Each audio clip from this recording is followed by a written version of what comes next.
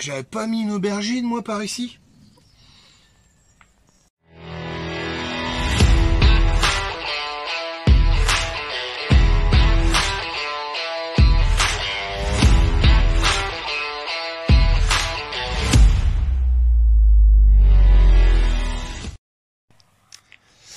Bon allez, c'est parti pour la petite balade au potager du lundi 24 juin. On va commencer par le jardin à l'extérieur pour changer. Alors à droite, on a nos haricots qui poussent pas mal. Haricots haram, je le rappelle. Petite déconvenue sur les carottes, mais c'est ponctuel, je sais que ça va se redresser. Comme il y avait des radis avec, elles se sont un petit peu étiolées à l'intérieur. J'ai récolté les radis, bon, quelques-uns, pas beaucoup, parce que finalement ils commençaient à monter à graines avec la chaleur. Bon, c'était un petit peu passé les radis au niveau de la saison, donc on reprendra ça début d'automne. Donc voilà les petites carottes, j'attends un petit peu qu'elles se redressent pour les éclaircir. Bon, j'avais fait un semis qui n'était pas très dense, donc ça devrait aller assez vite. Voilà. Donc je crois que je suis un petit peu embêté par les oiseaux encore. Au niveau des haricots. Ici ils se font un peu défoncer. Donc à suivre. J'avais mis ces arceaux là, c'était pour les pigeons, parce qu'a priori les pigeons ne se posent pas là où ils ne peuvent pas repartir en volant facilement. Donc ça doit les dissuader de venir un petit peu. Donc voilà, je pense que ça a dû faire un petit peu son rôle au début. On va passer les pommes de terre. J'ai commencé à en récolter un petit peu en pommes de terre nouvelles. Elles sont encore petites, hein, donc comme le feuillage est encore bien vert, je pense qu'on peut attendre encore un peu. Ici j'ai fait un semis de roquettes et salade à couper sur 3 rangs. Il y a surtout la roquette qui a levé, il y a quelques salades sur le haut, et puis j'ai l'impression qu'en bas ça se fait défoncer par les limaces ou je ne sais quelle autre bestiole. Voilà, bon. On verra bien ce que ça donne. C'est pareil, s'il fait trop chaud, je crains que ça parte à graines très vite. Toujours les poireaux d'été. Les cosmos. Les chats qui sont avec moi. Zinnia à l'entrée, cosmos. Un pied de ciboule qui se porte très bien. Hein. Ici, j'ai fait 2 rangs de betteraves. Ben voilà, on les voit un petit peu là. Voilà. Bon, ça a l'air d'aller. Notre tomate cerise ici. C'était un pied greffé, donc assez vigoureux. Des pommes de terre en bas. Donc pas mal d'attaques de limaces, donc c'est un peu clairsemé, mais bon, ça sera suffisant. Ici j'ai repiqué, je sais pas si vous vous souvenez, j'avais mis un pied de... En fait non, un gourmand en fait, une branche secondaire de la Bosquet Blue, la petite tomate cerise qui va avoir des tomates bleues. Donc j'ai remise dans du terreau et puis ça s'était bien passé au niveau de l'enracinement. Donc voilà, elle est repiquée depuis ce matin. Et j'ai fait la même chose avec une délice des jardiniers qui, elle, était dans un vase d'eau où je voyais les radicelles se reformer. Donc elle a été repiquée en racines nues en fait. Donc on verra bien aussi ce que ça donne. Voilà. Et derrière j'avais nettoyé ce coin là et puis j'ai fait, on aperçoit là, j'avais mis des bâches, je vais ouvrir, on verra mieux. Pour calmer un petit peu la végétation là. Et j'ai fait des tas de compost et puis j'ai replanté 3 courges. Voilà. Entre 2 bâches, hein, dans la jonction de 2 bâches en fait que j'ai écarté un petit peu ponctuellement pour replanter la courge ici. Alors j'ai mis du foin, c'est pour protéger de la chaleur de la bâche noire lorsque la courge commencera à courir, pour pas qu'elle crame en fait sur la bâche. Voilà.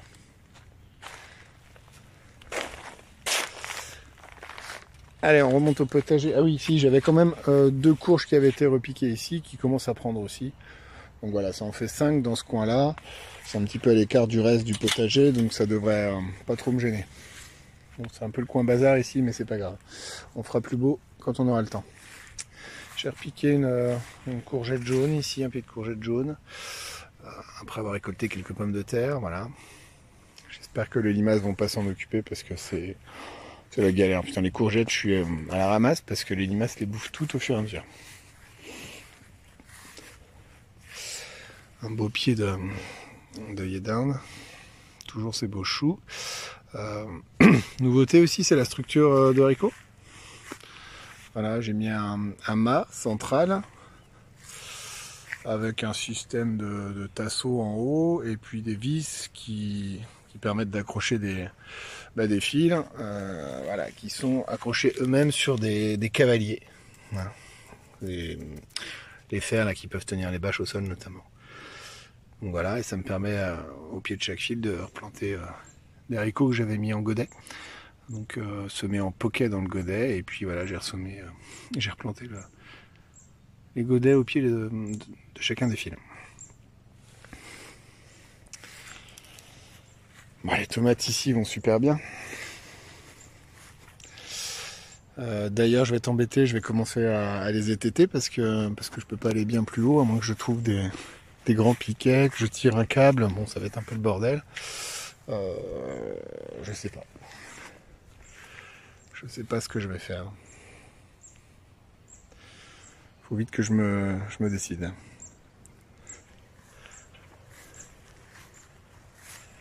Voilà les choux de Milan. Ça commence à paumer là.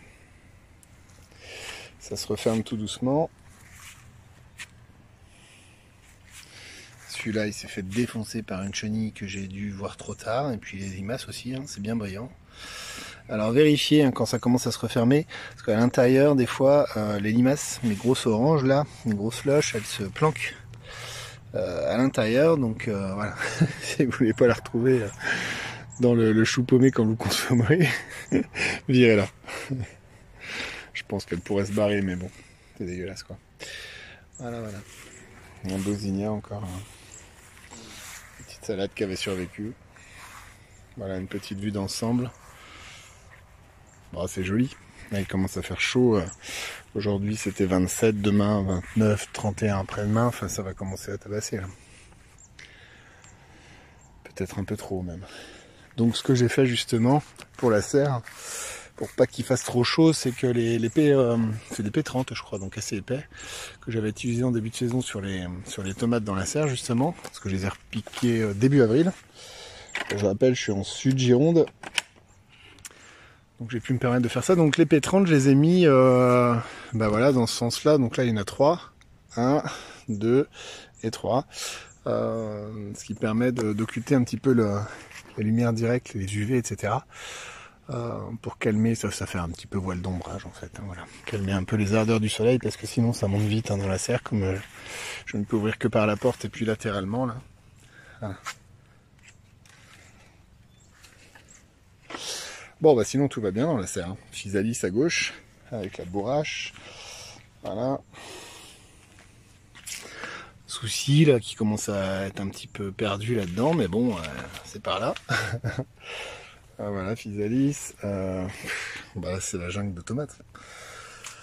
C'est la jungle de tomates. Voilà, là je mets le téléphone à hauteur de ma tête. Je fais 1m80. Je triche un peu parce que c'est un petit peu surélevé ici. Hein. J'ai creusé un petit peu l'allée, on le voit. Mais on retire 20 cm. Allez, voilà. Mais quand même. Donc je les étête quand elles arrivent. Là on le voit bien, je sais pas si ça s'aperçoit. Voilà. Quand elles arrivent en haut de la serre, je les étête. Et puis ça va favoriser les derniers bouquets. Voilà, encore celle-ci aussi. Pour la fructification. Bon bah là c'est du lourd. Hein. J'ai un petit peu le soleil dans les yeux, voilà. Notre bosquet blue là-bas qui prend une sacrée ampleur. J'ai déjà vu dans les autres vidéos avec un paquet de bouquets en plus. C'est génial, j'adore. Petit thermomètre là qui affiche, vous verrez peut-être pas, mais un petit 30. Donc ça marche bien les voiles. Bah je reprends la vidéo parce que ça j'ai dû appuyer sur un bouton. Bon c'est pas grave. C'est superbe là. Je peux faire des gros plans là sur les fleurs, les bouquets de fleurs de la Bosquet Blue. Très très joli. Voilà, ça c'est la délice des jardiniers qu'on voit ici à droite. Voilà. Là aussi. Puis après c'est de l'Andine cornue, la rose de Berne, je ne sais plus. Là on a nos aubergines qui sont belles aussi. Hein. On va essayer de reculer pour avoir un plan large. Voilà. Il y a toujours la très grosse à droite là, qui est planquée derrière les tomates en fait. Ça n'arrête pas en fait. C'est complètement, c'est un petit peu étiolé j'imagine hein, pour aller chercher la lumière, mais une belle mémère. Et puis les poivrons qui commencent à fructifier, mais c'est toujours pas l'éclat. J'ai vu des poivrons bien plus poussants hein, en termes de végétation. Je vais attendre encore un petit peu, mais c'est bizarre. Il y a un truc, je sais pas. Les betteraves, elles sont énormes aussi. Je vais essayer d'en choper. Alors c'est pas le bon côté là, mais on voit quand même si c'est de la belle grosse. Comment ça se former. Voilà.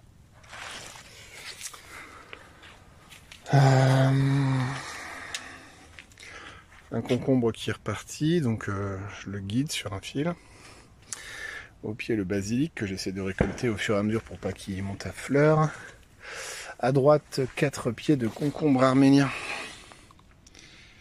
Voilà, qui enfin ont résisté aux attaques de limaces. Je vais essayer de faire des gros plans là sur la green zebra. Voilà.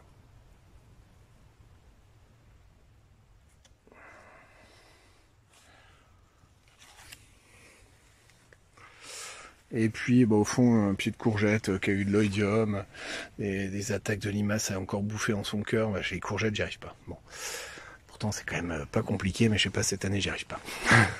Ça ira mieux là avec la prochaine tournée.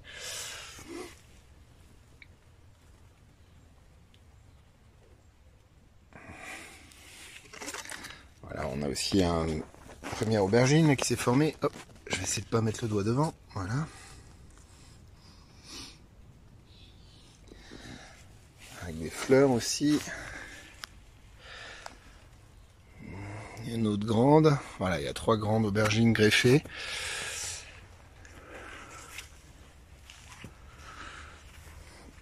Et puis à l'entrée, il y a des belles noires de Crimée aussi qui ne demandent qu'à mûrir. Alors je sais pas si vous êtes embêté aussi avec les moustiques tigres où vous êtes. C'est un repère hein, dans la serre, on se fait vite dévorer. Je sais pas, moi ça me casse un peu la tête ce truc. Voilà, bon c'est la jungle des tomates. Bref, il faut maintenant canaliser et attendre que ça mûrisse. Donc je suis impatient. Hein. Tomates cerises aussi, ça va être génial. Ouais, je suis impatient. Maintenant il faut de la tomate, hein. Il n'y a pas à chier.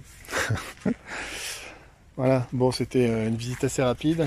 Voilà, on voit le dernier rayon de soleil là, derrière ce gros nuage. Bon, je suis très content de ce potager, ça se goupille bien. Il n'y a pas beaucoup de déconvenues, il faut quand même suivre un peu les choses. Je suis un peu psychorigide parce que j'aimerais que tout soit parfait.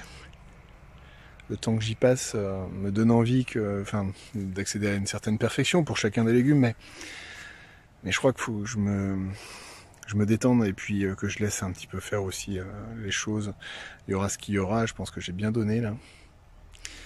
Ma minutie paiera, hein, forcément, même si c'est pas parfait, faut accepter aussi les petites déconvenues liées à la nature. C'est tout, c'est comme ça.